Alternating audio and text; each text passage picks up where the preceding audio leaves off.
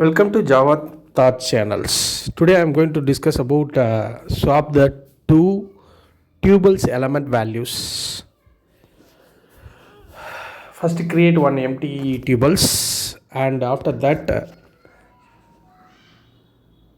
input total number of first tuples to make one for loop. That for loop iterate the element value to accept the input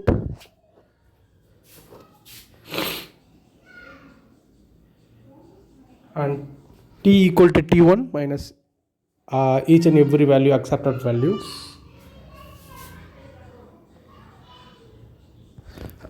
Second, to accept the total number of tuples.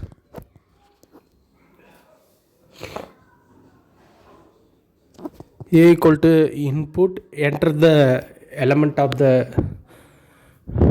second tuple.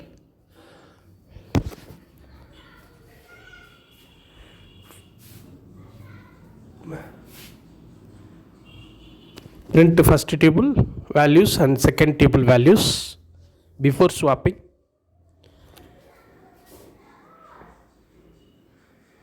After swapping first element tuple and second element tuple, the tuple values are interchanged.